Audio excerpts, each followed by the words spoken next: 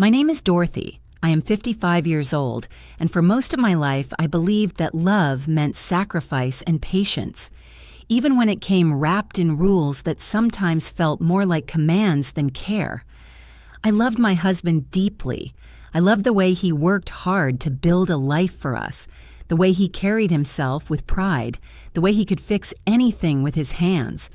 But I also knew his love came with a strictness that left little room for my own choices. He always said his discipline was protection, that I was delicate, that some things were too dangerous for me. And while part of me accepted it because I wanted peace in the house, another part of me silently wondered when I had become a passenger in my own life. The clearest symbol of that control was his car, polished every weekend until it gleamed like a jewel, a car he would not allow me to touch, not even to move it from one side of the driveway to the other, as if it were too precious for my hands. When he died, the grief struck me like a wave that would not let me breathe, because losing him meant losing the man I had loved and built my years around. But it also meant standing alone without the weight of his rules pressing on me anymore. And that thought itself made me feel guilty. After the funeral, when the casseroles were eaten and the neighbors had gone home, I sat in silence until the lawyer called me to his office. He spoke gently, almost carefully, before sliding a set of keys across the dark wooden desk toward me. His eyes carried a shadow I could not read when he said, "Now it's yours." I stared at those keys resting in my palm, heavy with years of forbidden meaning, and for a moment I felt like a child again, breaking a rule even by holding them. At first I thought I would sell the car immediately, because what use did I have for a machine that had been a wall between us, a daily reminder of how even in love I had lived under his rules. I told myself I did not want to drive it, that it carried too many memories, but deep inside me, something small and stubborn whispered that I needed to see what made this car so untouchable. So one morning, when the house felt unbearably empty and the silence pressed against my chest, I took the keys and walked into the garage. The air smelled faintly of oil and leather, and the car sat there gleaming in the dim light, looking more like a monument than transportation. For a moment I hesitated at the door like a trespasser in her own home, before sliding the key into the lock and opening the door that had been closed to me for decades. What I saw stole the breath right out of me. On the passenger seat, catching the narrow beam of sunlight through the window, lay a delicate gold earring, not mine, one I had never seen before, and beside it rested a white envelope with my name written in the handwriting I knew as well as my own.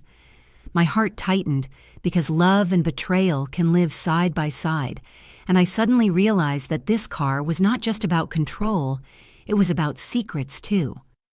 Before I go further, let me pause to tell you something personal. If you have ever felt underestimated, told you were too fragile, or kept away from something you knew you could handle, then you will understand what this moment meant to me. And your support here means the world. A simple like or a small comment is not just a click.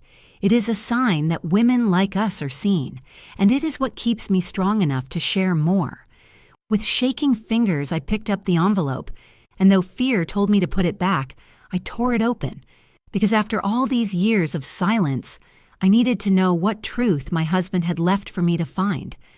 I had always been the kind of woman who believed that when you love someone, you give them the benefit of the doubt. You forgive their sharp words, you accept their ways, and you remind yourself that loyalty and endurance are the backbone of marriage. And for many years, I convinced myself that this was strength. My husband worked tirelessly. He kept a roof over our heads. He paid the bills, and he made sure the yard was trimmed, so the neighbors whispered about how perfect our home looked, and I told myself that his strictness was simply his way of keeping order. But slowly, almost without noticing, I began to realize that what others called order often felt like control to me. Decisions were made before I was asked. Bank statements were kept in drawers I never opened, and even the thermostat seemed to obey only his hand. He carried himself like the unquestioned captain of a ship, and I, despite all my efforts, was only ever a passenger expected to nod and smile. That car in the garage became the sharpest symbol of that control. He would polish it until it gleamed like a jewel, crouching over it on Saturday afternoons with a rag in his pocket and a proud grin on his face.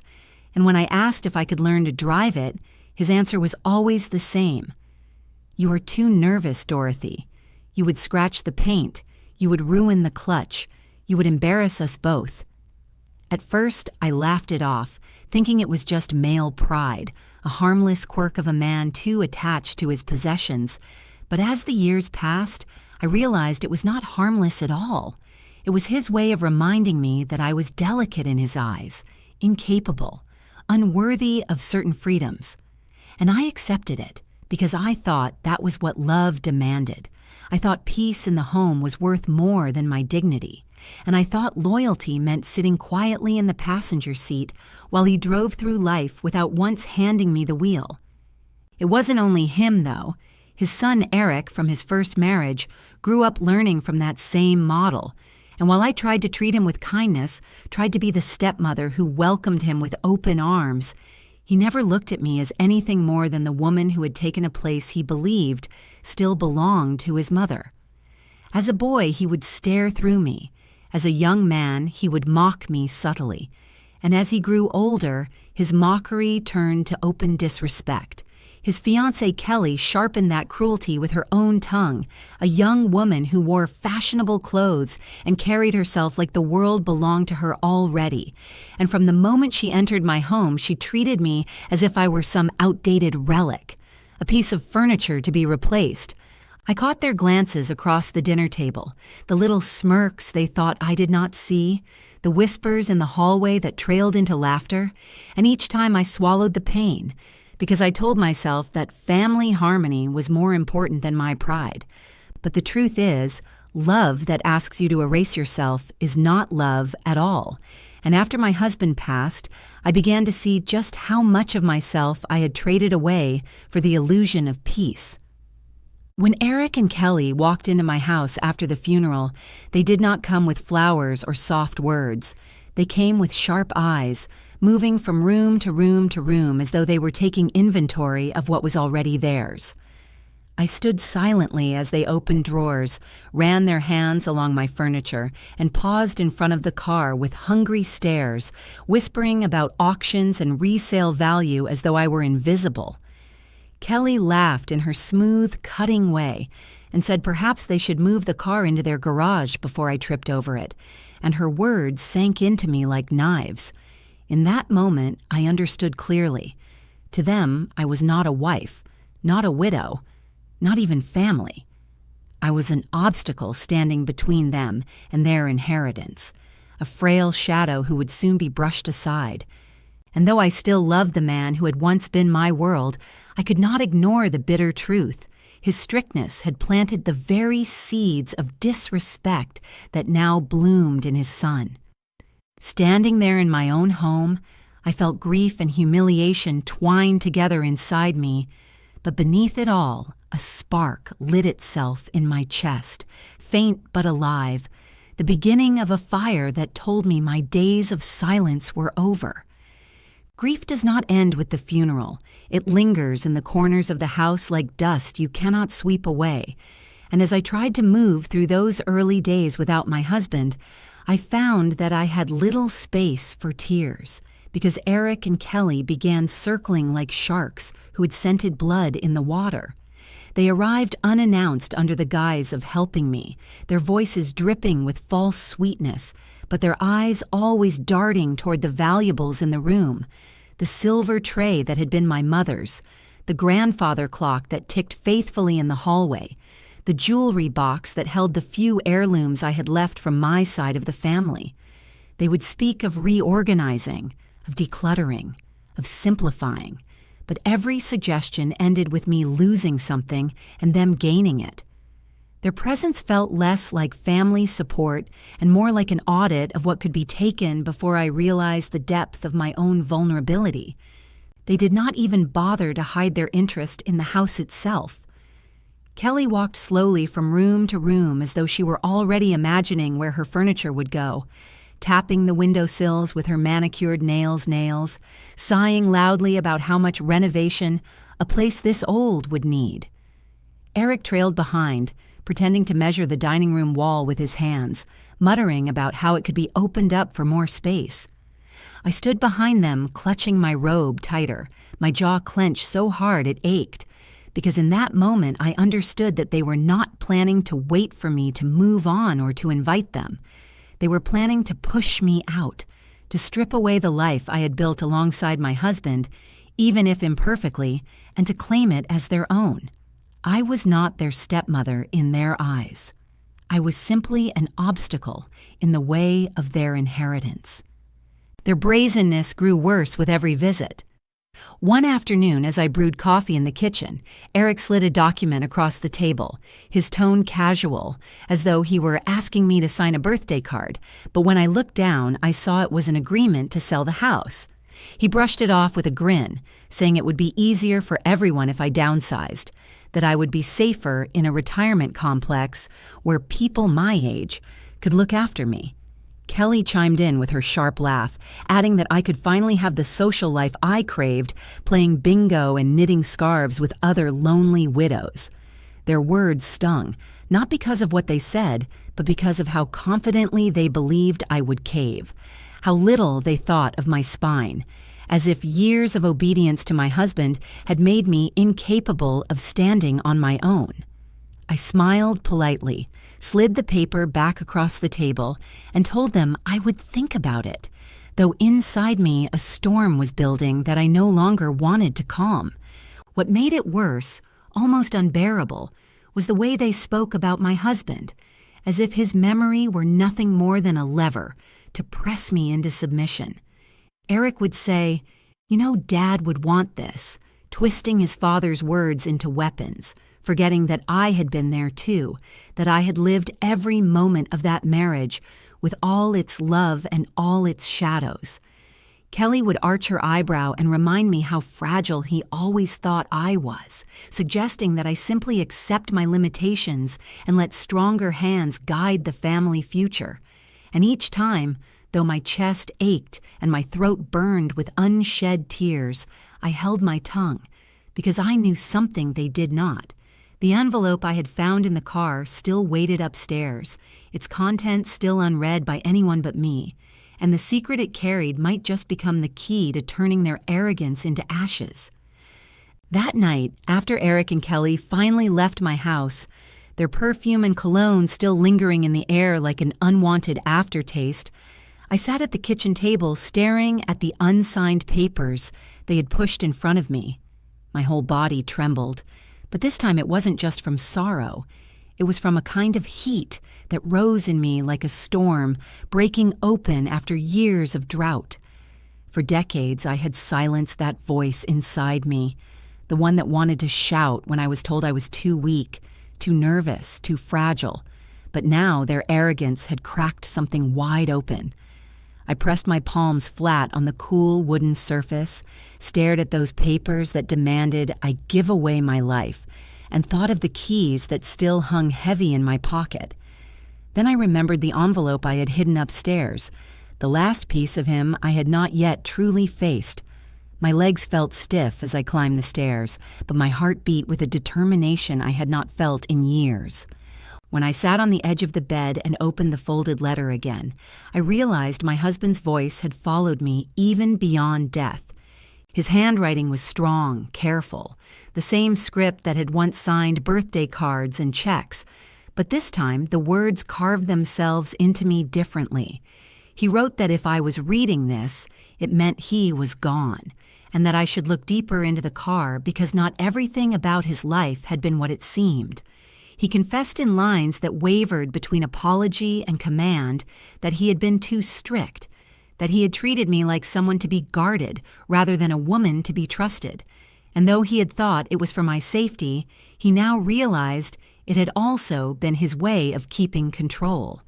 He admitted that Eric could not be trusted, that greed had already shown itself in his son, and that once he was gone, I would be surrounded by people who saw me as weak prey. His words made my eyes burn, not only from sadness but from the strange combination of betrayal and love woven together, because this was the first time I ever saw him admit he might have been wrong. He told me the glove box and the trunk held what I would need, that I should not be afraid to look, and that I must trust myself more than I ever trusted him. I pressed the letter against my chest, tears running down my cheeks, and whispered into the silence that I wished he had told me all this when he was alive, not when it was too late. The next morning, I woke up with a sense of purpose that startled me. The house was silent, the light streaming in through the curtains pale and cold, but inside me, something had shifted. I walked into the garage, the concrete floor cool under my slippers, and stood in front of the car that had been both a symbol of his pride and a wall between us. My hands didn't shake this time as I pulled open the glove box, and inside I found a small flash drive wrapped carefully in a napkin. For a long moment I just stared at it, the tiniest object holding the weight of an entire secret life. My breath came in shallow gasps as I carried it back inside, sat down at my laptop, and plugged it in. The screen filled with folders, each one named with dates and times, and my stomach twisted because I realized these were nights I had wondered why he was late. Nights I had sat at the window waiting for headlights that came long after they should have. I clicked on one, my fingers numb, and suddenly the room filled with the voices of my husband and his son, speaking in low tones about accounts, transfers, ways to keep me calm and unaware. I wanted to slam the laptop shut, to protect myself from truths that would stain the memories I still cherished, but I couldn't, because something inside me told me that knowledge was now my only shield. I listened for hours, unable to pull away, as video after video and recording after recording revealed things I had never imagined. Sometimes my husband's voice was cold, talking about numbers and strategies, as if I were a burden to be managed. But then, in one clip that shook me to my core, I heard him say words I never thought I would hear. "The money is for Dorothy. She must be safe. Eric has already taken too much." My breath caught, my chest tight with the kind of hope that is painful in its suddenness, because for the first time since his death, I saw that maybe he had loved me not only in his own strict, suffocating way, but in a way that fought to leave me protected, even if he couldn't show it when he was alive. As I clicked through the files, I saw more than numbers. I saw weakness, carelessness, recordings of Eric laughing with Kelly about what they would do once I was out of the way. Their arrogance had left them exposed, their own voices stored neatly in the very car they thought of as theirs. When I finally closed the laptop, sliding the flash drive back into its napkin and hiding it in the lining of my purse, I caught sight of myself in the hallway mirror. For the first time in years, I saw not just a widow or a woman left behind, but someone holding a weapon sharp enough to cut through the lies. And in that reflection, I allowed myself a small, defiant smile, because silence would no longer be my prison. The letter had told me not only about the glove box, but also about the trunk. And though the flash drive had already shaken me to the core, a restless urgency pushed me back into the garage the very next day. I stood there staring at the car in the dim light, the air heavy with gasoline and dust, and I realized how different it looked to me now. This machine was no longer just his prized possession or the symbol of my exclusion. It was a vault, a keeper of truths he had hidden even from me. I ran my hand along the smooth edge of the trunk, hesitating for a moment as memories of his voice telling me never to touch it echoed in my head, but then I pressed the release and heard the heavy click. The trunk opened, revealing a neat and almost sterile space, but I remembered his words and felt along the liner with nervous fingers until they brushed against something hard and cold.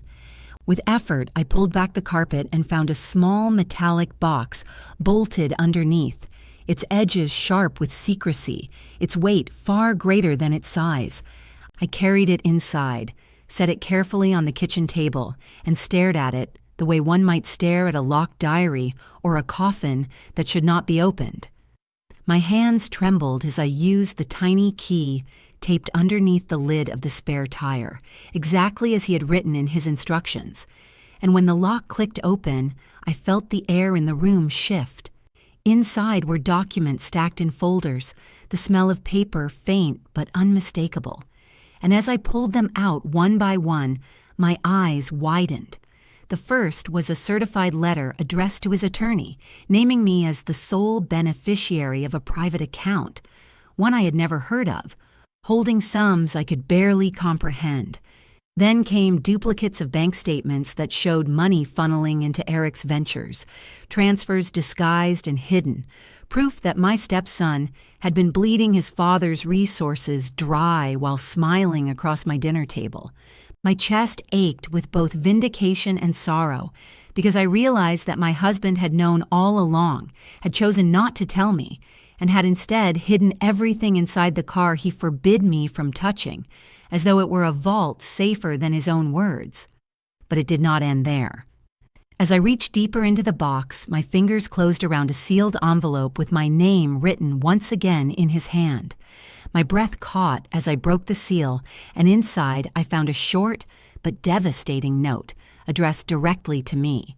He admitted that by the time I would find this, he expected Eric to be circling like a vulture and Kelly by his side, and that he wanted me to have proof of their dishonesty so that I would never be left powerless. He urged me to trust no one but myself and the attorney he had named, warning me that even those who pretended to care would push me aside if I let them. Alongside the letter was a receipt from a storage unit in a part of town I had never visited, a date scrawled across the top in his handwriting, and a key taped to the back. My hands shook as I stared at it, because suddenly I knew that the box was not the end of the trail, but only another step in a journey my husband had set for me long before he died. At the very bottom of the box, tucked under the folders, was a small stack of photographs bound with a rubber band, and when I slid them free, the air seemed to leave the room. They showed Kelly in places she had no business being, wrapped around a man who was not Eric, her face lit with a smile that was sharper and truer than any she had ever given my stepson.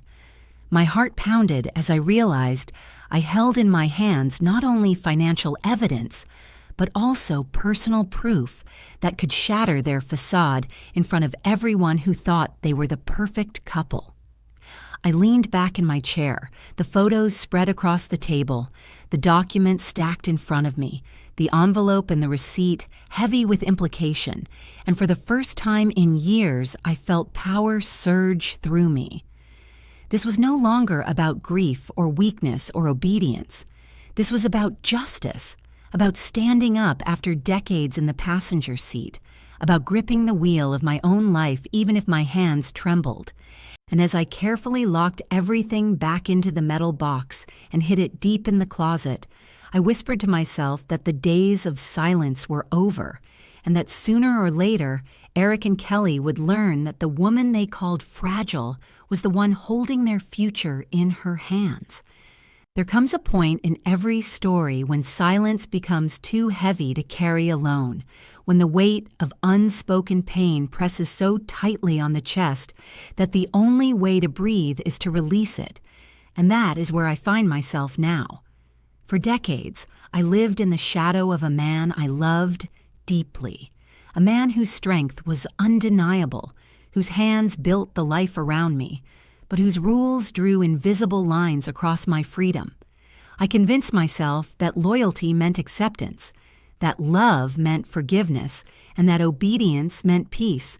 But as the years turned into decades, I shrank inside those rules until I could barely recognize myself. And still, I stayed, because I loved him, because I believed the world would see me as ungrateful if I questioned him, and because I thought my sacrifice was noble. Now I sit here with documents, photos, and recordings that prove betrayal and greed surrounded me, and I cannot help but wonder how many other women have also sat silently in kitchens or bedrooms, holding truths too heavy for one pair of hands. If you have ever been told you are too fragile, too small, too incapable, then you know what I feel in my bones tonight. When I ask for your support, for something as simple as a like or a comment, I am not asking for myself alone. I am asking for every woman who has ever been silenced at her own dinner table, who has swallowed tears while others laughed, who has worked herself weary without acknowledgement, who has been told that her worth is less than the gleam of a car, a job title, or a bank account. A like may seem like nothing more than a tap on a screen, but to me it is a hand reaching through the dark, saying, I hear you, I see you, you matter. A comment may take only a moment to write, but it echoes louder than you think, reminding me that I am not talking into a void, but into a circle of women who understand, who have walked these same quiet battles, and who know the bitter taste of being underestimated. Every small gesture from you is fuel for me to keep going, to tell stories that matter, to take the pain of my own silence and transform it into words that may ease the silence of someone else. And while I share this, while I bare my heart to you, I cannot ignore the storm that waits just beyond my walls. Upstairs sits a locked metal box holding enough evidence to cut through every lie Eric and Kelly have spun, a stack of photographs that could end an engagement, and letters that prove my husband saw the danger long before I did. On my desk rests the receipt for a storage unit, another layer of truth I have yet to uncover, another piece of the puzzle he left for me to solve. I know that Eric and Kelly believe me to be powerless, a widow too frail to stand in their way. But what they do not know is that I have their laughter and their greed captured in files that cannot be erased, that I hold proof of their betrayal in my trembling hands, and that each day I grow less afraid to use it. I wrestle with guilt, because part of me still hears my husband's voice, still loves the man who left me both hurt and protected, but guilt will not stop me now. I have been quiet too long, and quiet women are often the ones who strike the hardest when the time finally comes. Because in the end, this is not about a house or a car or even the money that they circle like vultures. This is about reclaiming every piece of myself I surrendered, about refusing to let others write my story while I sit silently in the margins. This is about looking in the mirror and no longer seeing someone small and fragile, but someone who survived storms, buried parents, raised children, cooked meals out of scraps, and kept households running when others thought it was effortless. I am not fragile. I was only patient, and patience has a limit. Now the limit has been reached, and the silence has been broken, and there is no going back. So I ask again, from the deepest place in my heart, if this resonates with you, if you feel the echo of your own story in mine, let me know. Let me feel your presence, your voice, your strength alongside mine. Because with you, I am not just Dorothy the widow, I am Dorothy the fighter, and together we remind the world that women like us are never truly powerless, no matter how long we were told otherwise. When I finally gathered myself after nights of staring at the metal box and the envelope of photographs, I realized that knowing the truth was not enough. Evidence hidden in closets would not protect me from Eric's arrogance or Kelly's cutting tongue, and silence, no matter how powerful in my heart, would not stop them from circling until they stripped me bare. I needed a plan, something careful and deliberate, something that would not just protect me, but would leave them exposed in the very way they had always tried to expose me as weak. My husband's words in the letter echoed in my ears. Trust no one but yourself and the attorney. So the next morning, I dressed with purpose, slipping the flash drive, the photographs, and the documents into my purse, and I walked into the lawyer's office with my chin raised higher than I thought I could manage. His eyes widened as I laid out the contents one by one, and the weight of his silence told me I was not crazy. These things were real, and they were damning. He confirmed what I had already suspected. The certified letter naming me sole beneficiary was valid. The banking statements proved Eric's theft, and the photographs were more than enough to ruin Kelly's shining reputation. Even the dashcam recordings from the flash drive were admissible, their timestamps aligning perfectly with dates of suspicious transfers. As he explained the strength of the case, I felt both relief and fury rise in me. Relief that I was not imagining the danger around me, and fury that I had been treated for so long as though I could not handle the truth. For decades I had been told not to worry about money, not to worry about accounts, not to worry about anything beyond cooking dinner and keeping house, while behind the curtain of my life men were plotting and scheming with my name left out of the conversation. Now I sat at the table, the very center of the conversation, and for once I felt the ground tilting in my favor. Still, I knew this fight could not be waged quietly. Eric and Kelly were too smooth, too practiced at pretending, too good at twisting words into sympathy when neighbors or acquaintances looked their way. If I confronted them in private, they would deny everything, claim forgery, smear my name as a confused widow spinning tales of grief. No, I needed daylight. I needed witnesses. I needed them to fall in front of the very people whose approval they craved. That was when the idea came to me like a spark. A brunch, a memorial celebration in honor of my husband, hosted at the country club Eric adored. He had always loved to boast there, to puff out his chest among investors and friends, to play the part of the proud son who carried on his father's legacy. If he wanted an audience, then I would give him one, only the story he performed would not end the way he expected.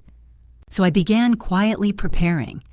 I asked the lawyer to help me organize the documents into clear order, each one ready to be revealed like a card in a carefully played hand.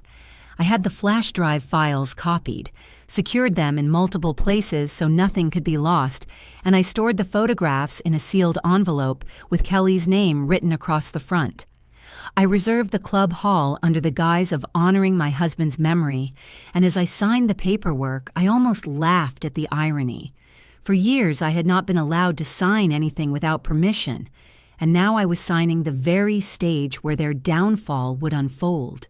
Each step felt like reclaiming a part of myself I had lost, and though fear still whispered in the back of my mind, determination shouted louder. I was no longer Dorothy the quiet, the obedient, the overlooked. I was Dorothy the planner, Dorothy the avenger, and my moment was coming sooner than anyone in that house of greed could imagine. The closer the memorial brunch drew, the bolder Eric and Kelly became, as if they sensed the finish line of their greedy race was within reach. They arrived at my door without notice, strolling in as though the house already belonged to them, their smiles polished and false, their words dipped in honey, but leaving bitterness on the air. Kelly drifted from room to room in her silk blouses and sharp heels, tapping the furniture with her manicured nails, remarking on what would look better in their new place. Eric carried a clipboard one day, scribbling notes as though he were conducting a formal inventory, pointing at lamps, rugs, and dishes that had belonged to my mother as though my history were nothing more than a yard sale waiting to be priced. I followed them silently, my fists clenched at my sides, my voice caught in my throat, but inside me burned the knowledge that every greedy glance, every smug remark would soon collapse under the weight of their own exposed truth. One afternoon, Eric placed a thick folder on my kitchen table, sliding it toward me with the same smirk he used when he was a boy asking for candy he had not earned. Inside were contracts drawn up by a real estate agent I had never met, agreements to sell the house, the land, even the furniture in one bundled deal. He leaned back in the chair as if he were a businessman closing negotiations, and Kelly laughed softly, explaining how this was for my own good, how I would be safer in a smaller place, where someone could check in on me if I fell. The arrogance of their tone almost stole my breath, as if I were not sitting right there, as if my life were already theirs to rearrange. I looked at the signatures they had already added, the blank line waiting for my hand, and for the first time I did not tremble. Instead, I slid the folder back across the table and told them in the calmest voice I could manage that I would think about it. They exchanged a look, certain of my surrender, and I hid my smile behind my coffee cup because I knew they were playing a game whose ending I had already rewritten. Their cruelty sharpened with each visit, their patience thinner each time. One evening, Kelly wandered into the living room where old family photographs lined the mantel, frames that held decades of birthdays, weddings, and holidays. Without a pause, she plucked one from the shelf, stared at it, and with a flick of her wrist, snapped the picture from its frame, tossing the photo onto the coffee table while pocketing the ornate silver border. "These old things don't suit you anymore," she said, her tone sweet as sugar, her eyes glittering with disdain. Eric chuckled, carrying another frame to the trash bin, as though my memories were clutter to be cleared away. I stood frozen, 1,000 words pounding in my head, but I let none of them escape. Because in that moment, I understood something vital. Every insult, every theft, every act of disrespect was fuel for the fire I would unleash. By the time they left that night, their arms full of trinkets they claimed I had no use for, I walked slowly to the garage and laid my hand on the hood of the car. It no longer looked like a prison or a symbol of everything I had been denied.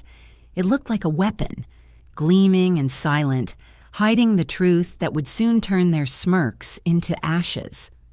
Upstairs, in my closet, the metal box waited.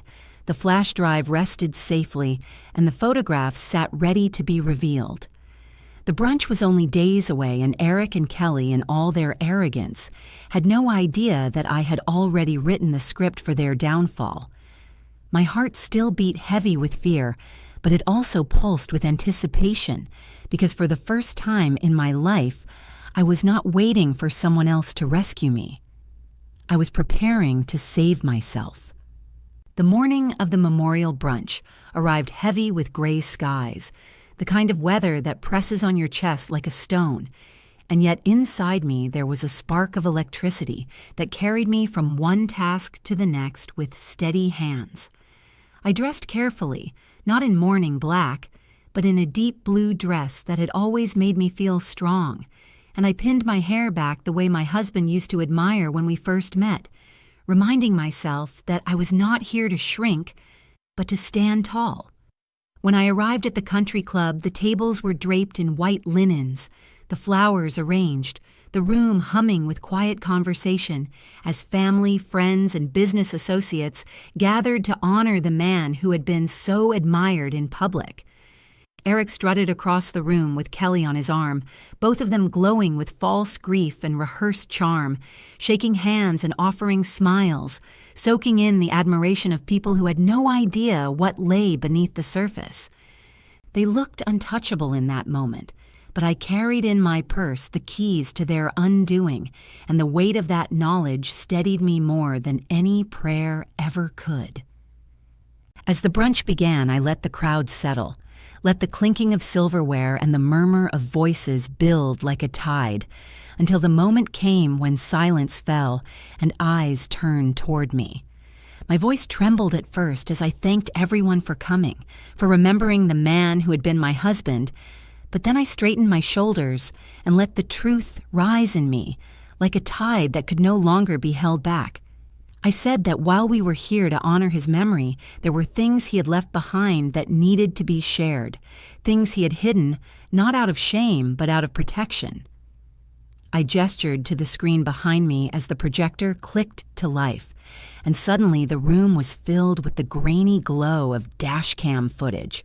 The crowd hushed as voices played, my husband's voice and Eric's voice, low and urgent, discussing transfers, accounts, and the need to keep me calm and unaware. Gasps rippled through the room as the words became clear. The money is for Dorothy. She must be safe. Eric has already taken too much. I let the video play until the silence grew unbearable. Then I clicked forward to the next slide, scanned copies of the certified letter naming me as the sole beneficiary, bank statements showing the siphoned funds, and finally, with a calmness I barely recognized in myself, I held up the sealed envelope with Kelly's name written across it. My fingers slid the photographs out one by one, spreading them across the podium for all to see. Kelly in another man's arms, smiling in ways she never smiled at Eric, moments frozen in time that burned like fire in the eyes of everyone present. The air in the room thickened with shock, whispers rose like smoke, and I saw Kelly's face drain of color as her perfect mask shattered. Eric reached for the photos, his voice cracking as he shouted about lies and forgeries, but the lawyer, seated beside me, stood and confirmed aloud that everything had been authenticated, that the documents were real, that the signatures were valid.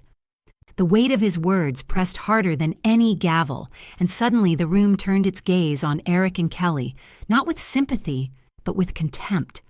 They had always thrived in shadows, whispering, scheming, mocking, but now they stood exposed in daylight, their secrets laid bare in front of the very people they sought to impress. I watched Eric's face flush crimson, his jaw clenched tight as investors shifted in their seats, pulling away from him, whispering to one another. Kelly's hands shook as she tried to gather the photographs, but the murmurs turned into stares, and her tears could not disguise the truth.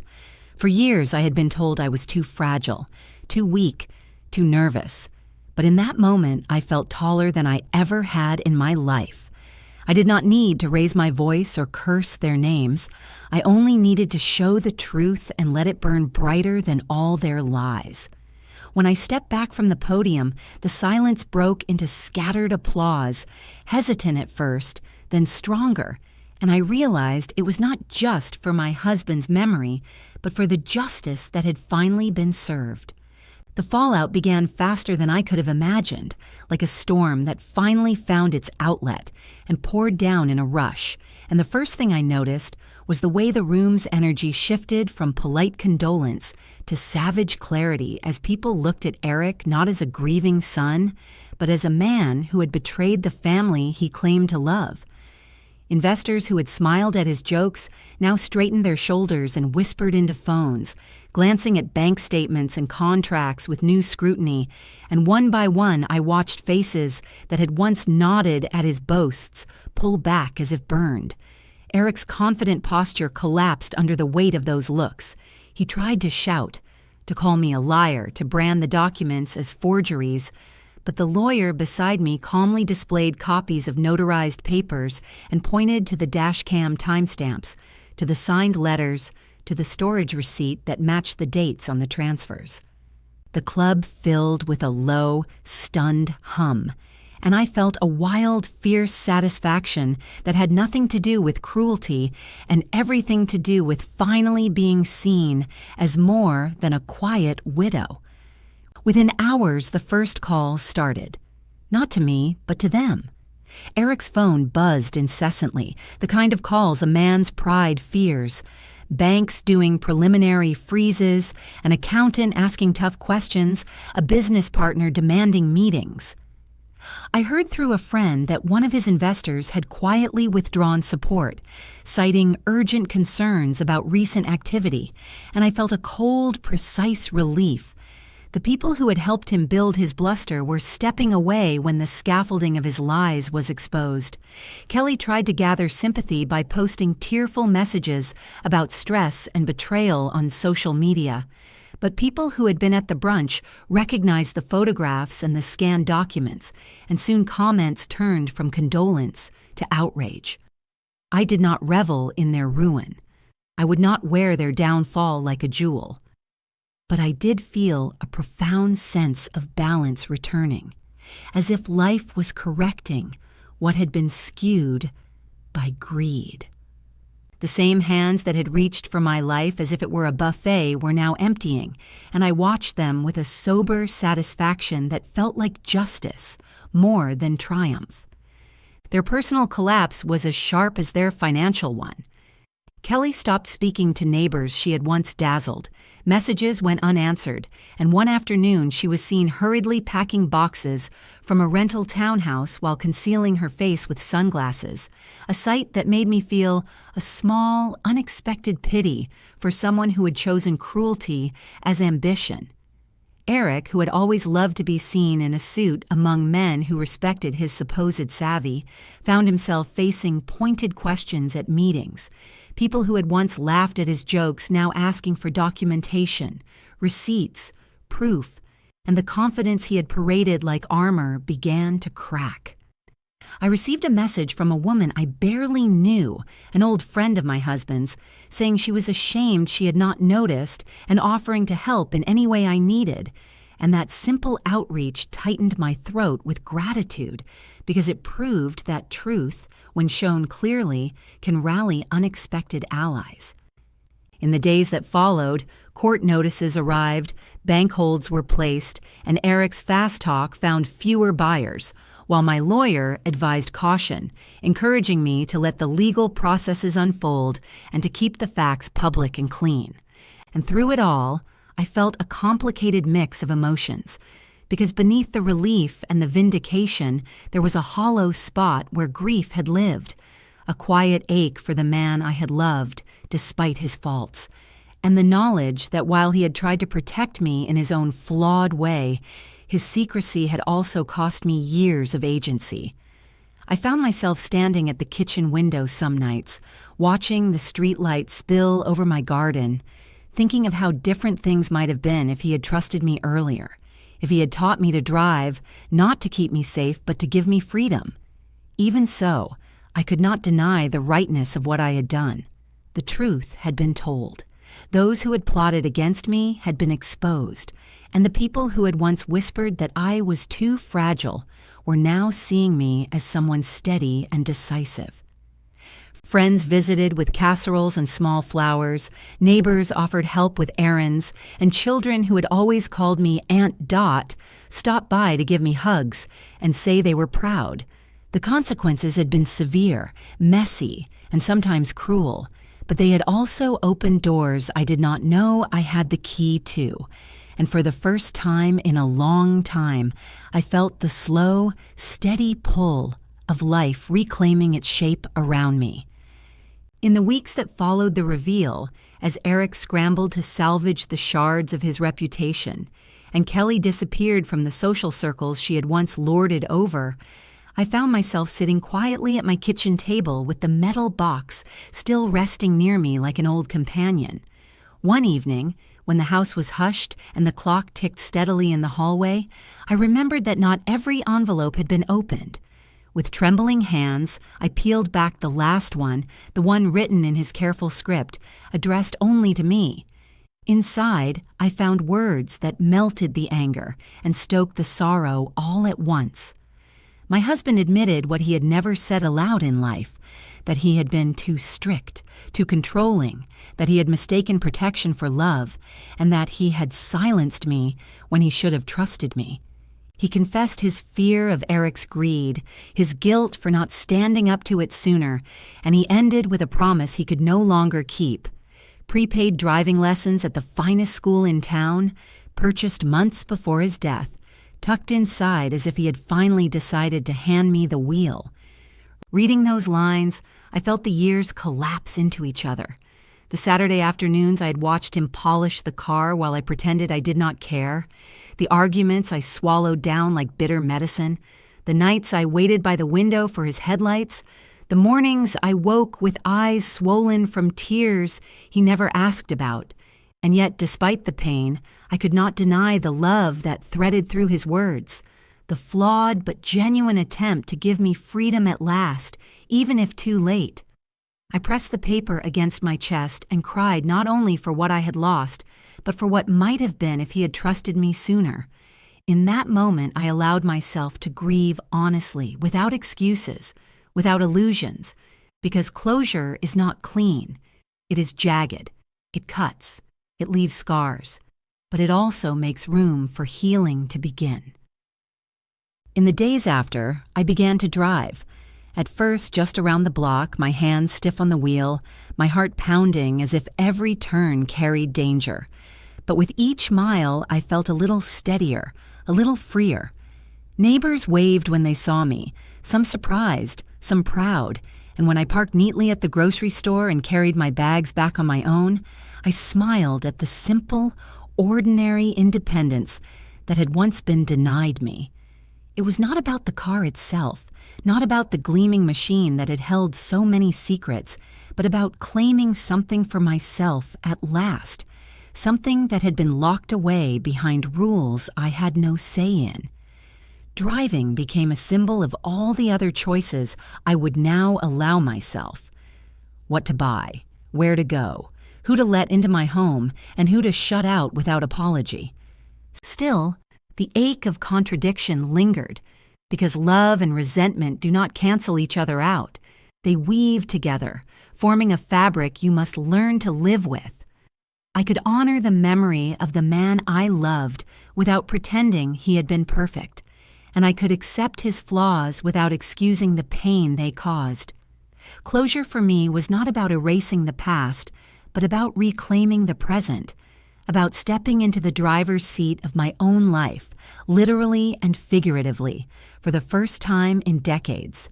And as I adjusted the mirrors and set my eyes on the road ahead, I whispered to myself that forgiveness would come slowly. Justice had already been served, and strength was something I had carried all along, waiting only for the right moment to unfold. In the months that followed, the chaos that had swirled around me began to settle into something steadier, something that felt like peace, though it was a kind of peace I had never known before. I sold the car on my own terms, not because I wanted to erase the memories it carried, but because I needed to close that chapter cleanly, and with the money I renovated my kitchen, turning it into a place that finally reflected me. Wide drawers that slid open like butter, counters that gleamed with warmth instead of coldness, and shelves lined with dishes chosen by my taste and no one else's. Friends came over and marveled at the changes. Neighbors complimented the brightness of the space, and for the first time I felt proud not only of the home, but of the choices that shaped it. The weight of secrecy, of being silenced, had lifted, and in its place stood a woman who had learned that strength can be quiet but unbreakable. Eric's downfall became its own kind of story in town.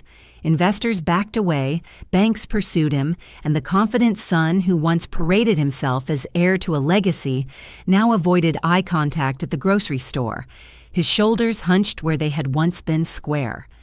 Kelly, stripped of her shine, vanished from gatherings, her name spoken only in hushed tones as people recalled the photographs that had shattered her perfect mask. I did not need to pursue them further because life itself carried out the justice I had set in motion. Every time I walked into the club or the church, I felt eyes on me, not with pity as before, but with a subtle respect, as if people had finally realized that the woman they once dismissed had been the one to restore balance. Their punishment was not mine to deliver. It was the natural consequence of their own greed, made undeniable by the light of truth. For me, life became quieter, softer, more my own. I bought a modest hatchback, nothing flashy, just reliable and mine, and I laughed the first time I parallel parked it between two hulking trucks on Main Street, while the church ladies clapped as though I had landed a plane. I planted roses in the yard. I baked pies for the neighbors who had stood by me, and I allowed myself small joys I had once brushed aside as unnecessary. Driving became a kind of meditation, each trip reminding me that freedom is not about speed, but about the simple act of choosing the direction. I no longer lived under rules disguised as love or tolerated mockery disguised as family loyalty. I lived on my terms, guided by the steady hand I had always possessed, waiting only for permission to use it. And in the end, when I look back, I see the story not as one of tragedy, but of transformation. I loved my husband, but I will not lie and say he was perfect, because perfection is a dangerous mask that hides too much. He was strict, often harsh, sometimes unfair, yet in his final act he left me the tools to break free from the very chains he had forged. Eric and Kelly lost the future they tried to steal, and I gained something far more precious than money or property. I gained myself. So if there is a moral to all this, it is simple. Never let anyone convince you that you are fragile. Never hand over the keys to your own life. And never forget that silence may last a long time, but when it ends, it has the power to shake the ground beneath those who underestimated you. Justice came not through shouting or revenge, but through truth. And in that truth, I found freedom. If you've stayed with me through this story, I want to thank you from the bottom of my heart. Sharing pieces of my life and creating stories like this only matters when I know you're right here with me. So if this touched you, even just a little, please hit that like button, leave me a comment, and subscribe. Tell me what part made you think, or what reminded you of your own life. I read every single word, and it means more than you know. Your support is what keeps me strong and helps me keep telling stories that belong to women like us.